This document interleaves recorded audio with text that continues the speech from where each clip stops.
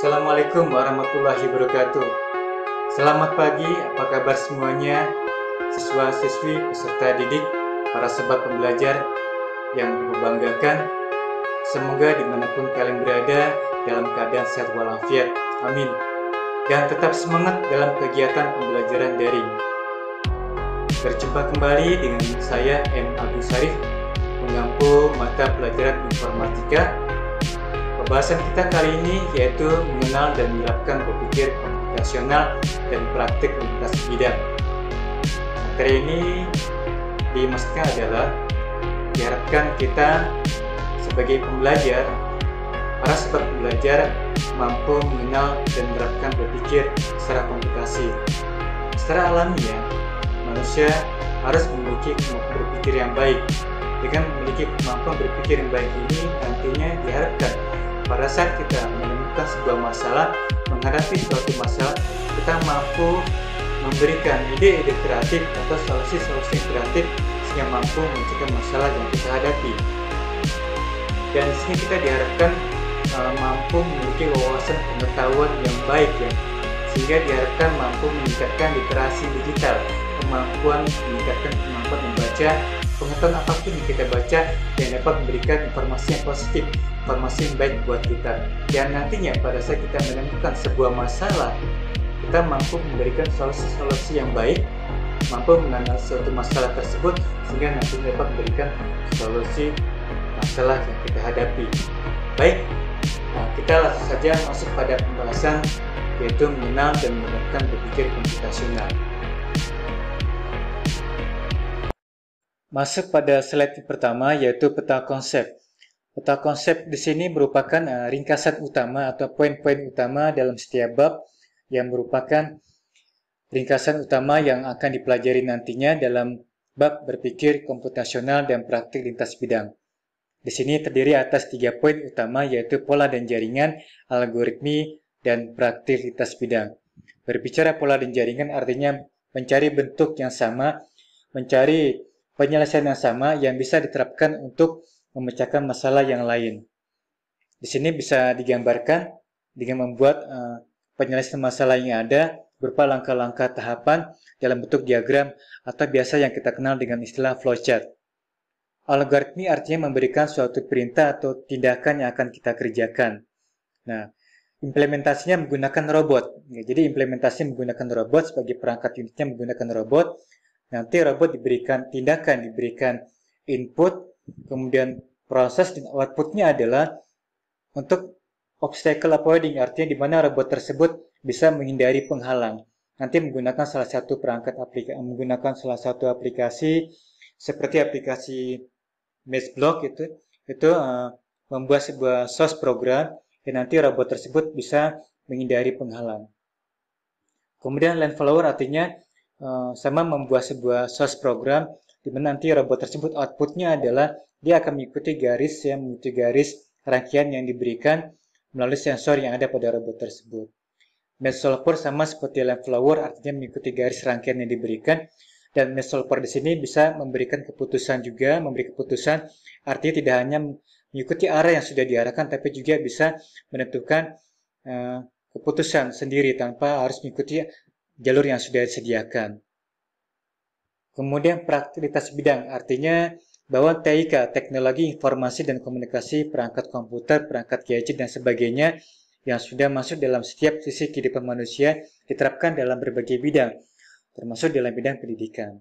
Dan implementasi di sini nanti akan dicoba membuat source program menggunakan proses perhitungan yang nantinya outputnya adalah merupakan hasil perhitungan ya. Jadi inputnya diberikan input berupa angka, prosesnya adalah melakukan proses perhitungan, dan outputnya adalah menghasilkan sebuah angka yang telah dihitung. Matematika ya artinya menggunakan operator tanda matematika seperti tanda tambah, kurang, bagi, dan sebagainya. Aplikasi robot artinya tadi kita akan mencoba menggunakan perangkat unit robot dengan menggunakan aplikasinya salah satunya match solver ya. Kolaborasi artinya kerjasama dalam menyelesaikan suatu masalah, menyusun langkah-langkah tahapan masalah untuk mencari solusi yang tepat. Ini harus adanya kolaborasi kerjasama. Komputasional artinya berpikir komputasi, artinya berpikir logis, yang bisa memberikan solusi yang tepat dan dapat memberikan nilai benar atau nilai salah yang bisa diterapkan pada permasalahan yang akan dihadapi. Menguji artinya menguji kembali dari solusi yang sudah tersedia, yang sudah ada, apakah dapat diterapkan terhadap masalah yang kita hadapi atau tidak. Apabila memberikan ketidaktepatan solusi yang diberikan, maka bisa diulang kembali. Mengkomunikasikan artinya setelah diadakan pengujian terhadap solusi yang sudah diterapkan, ini bisa dikaji kembali apakah solusi ini memang tepat apakah tepat layak untuk diterapkan atau tidak. Itu dikomunikasi kembali atau dibicarakan kembali untuk lebih memberikan solusi yang lebih baik dan lebih tepat. Langkah selanjutnya, tujuan pembelajaran. Di sini diharapkan siswa mampu menyelesaikan persoalan komputasi, artinya siswa mampu apabila mendapati atau menerima persoalan, mampu membuat langkah-langkah penyelesaian masalah dan memberikan solusinya. Komputasi artinya dapat berpikir logis, memberikan nilai benar atau nilai salah, atau bisa juga untuk mempercepat memberikan solusi dengan menggunakan alat komputer dan sejenisnya. Yang kedua adalah menumbuhkan budaya informatika. Di sini diharapkan siswa mampu meningkatkan kemampuan berpikir dengan cara membaca atau mencari informasi pengetahuan. Nantinya pengetahuan di sini mampu dapat memberikan solusi-solusi yang lebih banyak terhadap masalah yang kita hadapi, sehingga akan lebih tepat solusi yang kita temukan. Yang ketiga adalah melakukan kolaborasi, artinya kerjasama tim ya. Pastinya apabila kita mendapati persoalan, kita bisa membuat sebuah tim, artinya bisa lebih dari satu orang untuk menyelesaikan persoalannya, sehingga solusi yang diberikan akan lebih banyak ya, akan lebih tepat untuk memberikan solusi yang lebih tepat dan terbaik.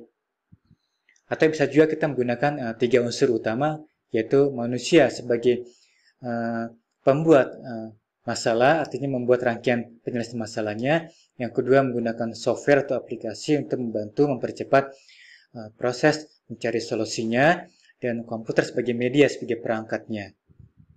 Kemudian yang poin keempat adalah mengerjakan proyek komputasi. Di sini nanti siswa diharapkan mampu membuat sebuah proyek komputasi, artinya menggunakan komputer dengan menggunakan sebuah software, bisa menggunakan Visual Scratch ya untuk membuat sebuah program yang sederhana. Kemudian yang kelima adalah memperbaiki dan mengembangkan, artinya program sudah ada, solusi yang sudah ada bisa dikaji kembali apakah solusi yang diberikan, yang diterapkan pada persoalan tersebut apakah masih layak atau perlu diulang kembali untuk diberikan solusi yang lebih tepat. Kemudian yang keenam adalah mengkomunikasikan tentang informatika, artinya tadi berkaitan dengan nomor 2 adalah informasi, banyak meningkatkan informasi, pengetahuan tentang informatika, tentang informasi apapun yang kita butuhkan. Ya, nanti tujuannya adalah untuk lebih dapat mempermudah dalam mencari solusi. Baik, berikutnya menerapkan berpikir komputasional. Di slide ini pun sama seperti slide berikutnya, yaitu berpikir komputasional. Dan dalam keseharian kita pun kita sudah berpikir secara komputasi ya. Tanpa kita sadari kita sudah berpikir komputasi, yaitu saat kita mendapati masalah atau persoalan, kita berusaha untuk membuat langkah-langkah penyelesaian masalah, menyusun langkah-langkah penyelesaian masalah, kemudian mencari solusinya. Dan di sini diarahkan kita mampu membuat langkah-langkah penyelesaian masalah secara terstruktur, secara sistematis, tersusun langkah demi langkah. Kemudian diarahkan pada 4 pendekatan, menggunakan 4 pendekatan dalam berpikir komputasional ini ya. Yang pertama menggunakan pendekatan dekomposisi, yang kedua adalah pengenalan pola atau bentuk, yang ketiga adalah abstraksi, keempat adalah algoritma. Berbicara algoritma, pembahasan kita sudah kita bahas di semester 1. Di sini algoritma ada 2 konsep, yaitu flowchart dan pseudocode. Flowchart dan pseudocode merupakan untuk menerjemahkan dari langkah-langkah penyelesaian masalah yang kita buat. Jadi dikonversi, diterjemahkan dengan menggunakan sebuah diagram yang dikenal dengan istilah flowchart, atau menggunakan berupa sintaks baris, berupa baris-baris per kalimat, namanya pseudocode. Di sini merupakan 4 teknik pendekatan yang sudah disebutkan di slide sebelumnya. dalam berpikir komputasional mempunyai 4 teknik pendekatan ya, yang nantinya bisa diterapkan ya, bisa digunakan untuk memahami, menganalisis persoalan yang kita hadapi ya. Kita pahami, dianalisis persoalan yang kita hadapi, serta mencari atau mendapatkan solusinya. Di sini terbagi 4 ya, dekomposisi, pengenalan pola atau bentuk, abstraksi, dan berpikir algoritma. Selanjutnya, ini adalah pengertian dari 4 teknik pendekatan ya, 4 teknik pendekatan dalam berpikir komputasi ya. Yang pertama adalah dekomposisi, memiliki pengertian pemecahan masalah atau sistem menjadi bagian-bagian yang lebih kecil. Artinya masalah yang kita hadapi, karena kita merasa sulit untuk memecahkan masalah yang kita hadapi ini, untuk lebih mempermudah penyelesaian masalahnya, kita uraikan menjadi kelompok-kelompok masalah yang lebih kecil. Nanti masalah-masalah yang sudah terurai ini, masing-masing kita berikan solusinya, atau kita kerjakan masalahnya, sehingga akan lebih mempercepat, akan lebih mempermudah untuk menyelesaikan masalah yang kompleks tadi. Kemudian, pengenalan pola, artinya pengenalan pola atau bentuk ya. Diartikan adalah kita mencari kesamaan atau mencari persamaan dari kita menghadapi sebuah masalah, lalu kita mencari penyelesaian masalah atau solusi dari masalah yang lain yang bisa diterapkan untuk masalah yang kita hadapi sekarang ini. Istilahnya bisa copy paste ya, kita mengambil solusi dari masalah yang lain untuk diterapkan di masalah yang baru ini.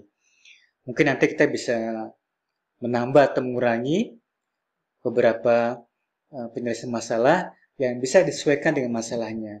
Ya, artinya kita mengambil pola atau solusi yang bisa diterapkan di masalah yang baru ini. Kemudian abstraksi adalah pemfokusan pada informasi yang penting.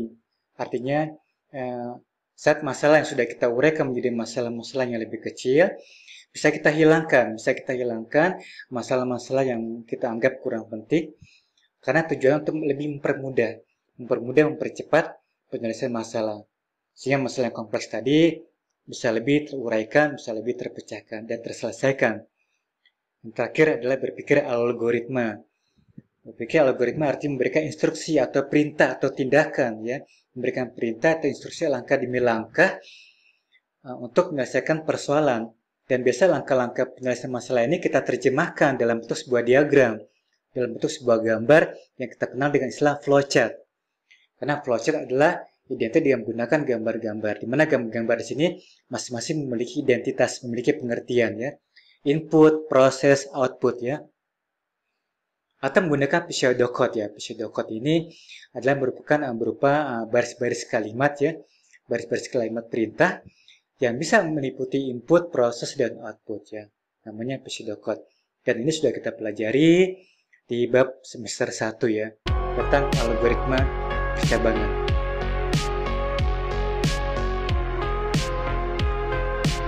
Demikianlah pembahasan mengenai mengenal dan menerapkan berpikir komputasional. Silakan materi ini dipelajari kembali, dipahami kembali. Jika ada poin-poin materi yang tersampaikan, ada yang kurang dimengerti, silakan ditanyakan. Saling berbagi informasi, tetap semangat dan berprestasi. Assalamualaikum warahmatullahi wabarakatuh.